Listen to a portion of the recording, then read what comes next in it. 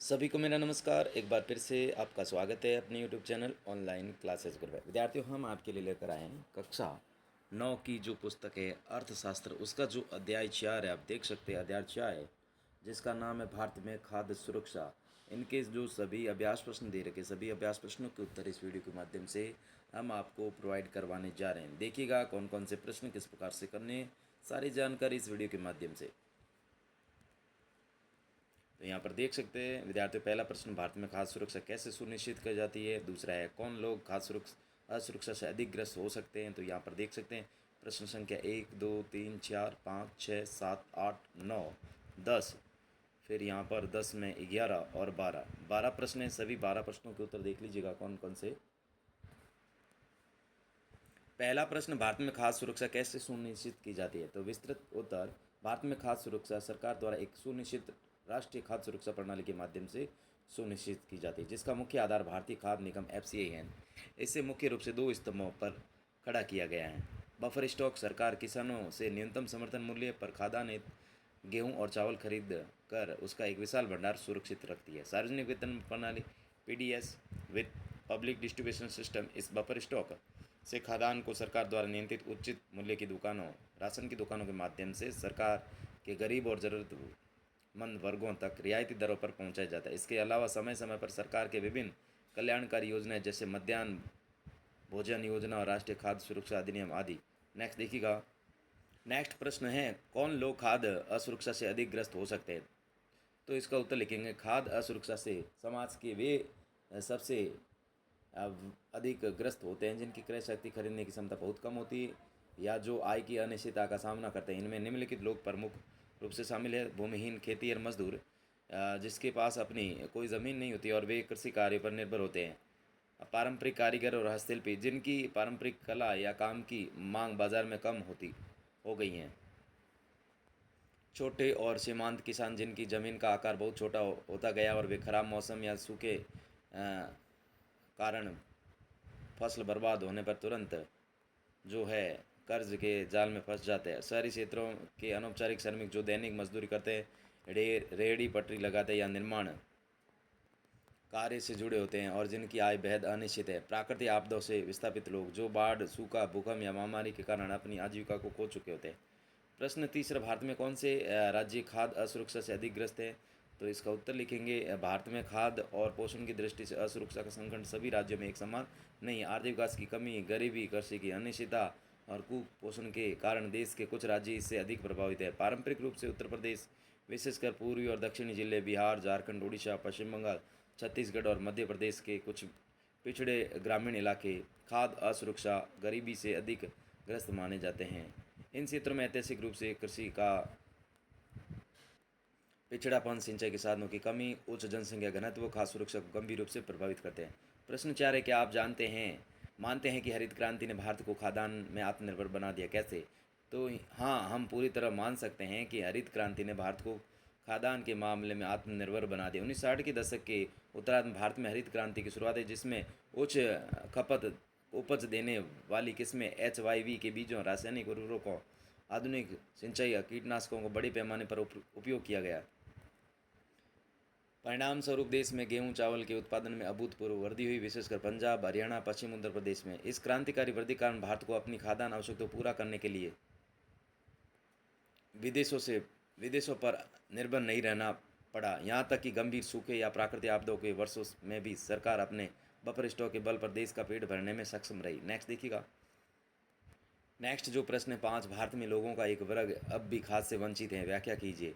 तो उत्तर लिखेंगे, भले ही देश खाद्यान्न उत्पादन के मामले में आत्मनिर्भर हो चुका, परंतु उत्पादन में आत्मनिर्भरता और सभी नागरिकों की भोजन की पहुंच में अंतर है। आज भी भारत एक बहुत बड़ा वर्ग खाद्य से वंचित है, जिसके प्रमुख कारण निम्नलिखित हैं। आर्थिक असमानता और गरीबी, देश में आय का असमान वितरण होने के कारण गरीबों के पास पर्याप्त क्रय शक्ति नहीं है और वे भरपेट और पौष्टिक भोजन खरीद नहीं सके।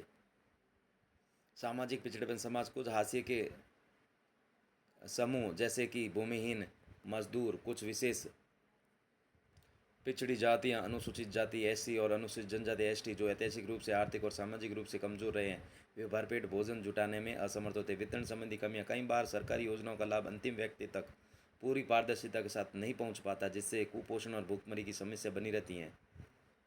नेक्स्ट प्रश्न है 6, जब कोई आपदा आती है तो खाद्य पूर्ति पर क्या प्रभाव पड़ता है? तो इसका उत्तर लिखेंगे, जब देश या किसी क्षेत्र में कोई प्राकृतिक आपदा जैसे गंभीर सूखा, बाढ़, चक्रवात या महामारी आती है तो उसका सीधा और नकारात्मक प्रभाव खाद्य पूर्ति पर पड़ता है। उत्पादन में भारी गिरावट, आपदा के कारण बड़े पैमाने पर फसलें बर्बाद हो जाती है, जिससे खाद्यान्न का कुल घरेलू उत्पादन कम हो जाता है। खाद्य आपूर्ति में व्यवधान, परिवहन और वितरण व्यवस्था बाधित होने के कारण आपातग्रस्त क्षेत्रों तक समय पर खाद्यान्न नहीं पहुंच पाता। मूल्यों में तीव्र वृद्धि, महंगाई, बाजार में अनाज की भारी कमी हो जाती है, जिसके परिणाम स्वरूप खाद्यान्न की कीमतें आसमान छूने लगती। भूखमरी और अकाल का खतरा, कीमतें बढ़ने और आपूर्ति घटने से गरीबी की क्रय शक्ति समाप्त हो जाती है, जिससे उस क्षेत्र में गंभीर खाद्य असुरक्षा या अकाल की स्थिति उत्पन्न हो जाती है। नेक्स्ट देखिएगा, नेक्स्ट है मौसमी भूखमरी और दीर्घकालिक भूखमरी में भेद कीजिए। तो भूखमरी के इन दोनों स्वरूपों में मुख्य अंतर निम्नलिखित है। मौसमी भूखमरी, यह भूखमरी कृषि के उत्पादन और कटाई के चक्र से जुड़ी होती है। यह मुख्य रूप से ग्रामीण क्षेत्रों में कृषि श्रमिकों के साथ जब वर्ष के कुछ यह मुख्य रूप से ग्रामीण क्षेत्रों में कृषि कार्य की अनिश्चितता के कारण होती हैं, जैसे वर्ष के कुछ महीनों तक काम न मिलना। शहरी क्षेत्र में अनियमित मजदूरों जैसे रिक्शा चालकों या निर्माण श्रमिकों को भी बरसात के मौसम में काम न मिलने पर मौसमी भूखमरी का सामना करना पड़ता है। दीर्घकालिक भूखमरी, यह भूखमरी लंबे समय तक बनी रहती हैं। यह तब तक होती हैं जब लोगों की आय इतनी कम होती है कि वे अपने जीवित रहने के लिए भी पर्याप्त पौष्टिक भोजन खरीदने में असमर्थ होते हैं। यह अत्यधिक गरीबी का परिणाम है। प्रश्न 8, गरीबों को खाद्य सुरक्षा देने के लिए सरकार ने क्या किया? सरकार की ओर से शुरू की गई किन्हीं दो योजनाओं की चर्चा कीजिए। गरीबों को खाद्य सुरक्षा प्रदान करने के लिए सरकार ने सार्वजनिक वितरण प्रणाली पीडीएस और विस्तार किया और समय समय पर विशेष लक्षित योजनाएं शुरू की। सरकार की दो प्रमुख योजनाएं निम्नलिखित है। लक्षित सार्वजनिक वितरण प्रणाली TBDS जून 1997 से शुरू की गई। इस योजना के तहत देश के सभी गरीबों के लिए रियायती दरों पर खाद्यान्न उपलब्ध कराने की व्यवस्था की गई, जिसमें गरीबी रेखा से नीचे BPL और गरीबी रेखा से ऊपर APL के परिवारों अलग अलग श्रेणियों में बांटा गया। अंत्योदय अन्न योजना, यह योजना दिसंबर 2000 में शुरू की गई। इसके तहत लक्षित सार्वजनिक वितरण प्रणाली के दायरे आने वाले सबसे गरीब परिवारों लगभग 1 करोड़ अत्यंत गरीब परिवार की पहचान की गई और उन्हें अत्यंत कम दरों पर प्रति परिवार 25 किलोग्राम अनाज उपलब्ध कराया गया। नोट, इसके अलावा राष्ट्रीय खाद्य सुरक्षा अधिनियम 2013 भी एक महत्वपूर्ण कदम है। सरकार बफर स्टॉक क्यों बनाती है? तो प्रश्न का उत्तर देखिए, सरकार बफर स्टॉक इसलिए बनाती है ताकि देश के खराब मौसम या आपदा जैसे सूखा, बाढ़ के वर्षों में खाद्यान्न की कमी को पूरा किया जा सके। बाजार में खाद्यान्न की कमी पर जो कीमतों को नियंत्रित किया रखा जा सके, अचानक मूल्य वृद्धि को रोका जा सके। समाज के गरीब वर्गों को बाजार मूल्य से कम कीमत पर निगम निर्गत पर खाद्यान्न उपलब्ध करवाया जा सके। टिप्पणी लिखिए, न्यूनतम समर्थन मूल्य MSP किसानों को उनकी फसल का उचित और लाभकारी मूल्य देने के लिए बुआई के मौसम से पहले सरकार द्वारा कुछ चुनिंदा फसलों के मूल्यों की घोषणा की जाती है। इसे न्यूनतम समर्थन मूल्य MSP कहा जाता है। सरकार इन फसलों को खरीदने की गारंटी देती है ताकि किसानों को बाजार में मूल्य गिरने पर नुकसान न हो। बफर स्टॉक भारतीय खाद्य निगम FCI के माध्यम से सरकार द्वारा खरीदे गए गेहूं, चावल के भंडार को बफर स्टॉक कहा जाता है। सरकार किसानों से यह अनाज न्यूनतम समर्थन मूल्य पर खरीदकर सुरक्षित गोदामों में रखती ताकि संकट के समय गरीब कल्याण के लिए इसका उपयोग किया जाता रहे। निर्गम कीमत, सरकार द्वारा राशन की दुकानों के माध्यम से समाज के गरीब वर्गों को बाजार मूल्य से कम कीमत पर खाद्यान्न उपलब्ध कराया जाता है। इस तय की गई कम कीमत को निर्गम कीमत कहा जाता है। नेक्स्ट देखिएगा, उचित दर की दुकान, इन्हें आमतौर पर राशन की दुकान कहा जाता है। इन दुकानों के माध्यम से सरकार द्वारा गरीब जनता को सब्सिडी दरों पर गेहूं, चावल, चीनी और मिट्टी का तेल जैसी आवश्यक वस्तुएं वितरित की जाती है।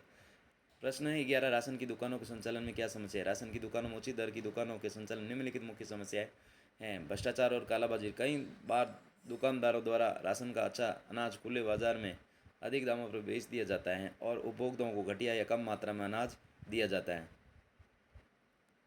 अनियमित समय, राशन की दुकानें अक्सर समय पर नहीं खुलती या महीने में बहुत कम दिन खुलती है, जिससे उपभोक्ताओं को परेशानी होती है। नकली राशन कार्ड और हेराफेरी, फर्जी राशन कार्डों के माध्यम से कोटे के अनाज की चोरी की जाती है और वास्तविक ज़रूरतमंद लोगों को इससे वंचित रह जाते हैं। तो विद्यार्थियों जिन्होंने चैनल को सब्सक्राइब नहीं किया तो प्लीज़ चैनल को सब्सक्राइब कीजिएगा, वीडियो को लाइक कीजिएगा, वीडियो को शेयर कीजिएगा, ताकि मेरे चैनल पर जो वीडियो अपलोड हो आपके पास नोटिफिकेशन पहुंच सके। इस नोटिफिकेशन के माध्यम से अपना सारा संपूर्ण हल कर सके। तो प्लीज़ वीडियो को लाइक कीजिएगा और चैनल को सब्सक्राइब कीजिएगा। प्रश्न नंबर 12 है, खाद्य और संबंधित वस्तुओं को उपलब्ध कराने में सहकारी समितियों की भूमिका पर एक टिप्पणी लिखिएगा। तो भारत में विशेषकर देश के दक्षिणी और पश्चिमी क्षेत्र में खाद्य सुरक्षा सुनिश्चित करने में सहकारी समितियों ने महत्वपूर्ण भूमिका निभाई। सहकारी समितियां गरीब लोगों को कम कीमतों पर खाद्य और अन्य आवश्यक वस्तुएं उपलब्ध जो है कराने के लिए अपनी दुकानें चलाती। उदाहरण के लिए तमिलनाडु में जितनी राशन की दुकानें हैं उनमें से अधिकांश का संचालन सहकारी समितियों द्वारा किया जाता है। दिल्ली में मदर डेयरी उपभोक्ताओं को नियंत्रित दरों पर मूल्य दूध और सब्जियां उपलब्ध करा रही हैं।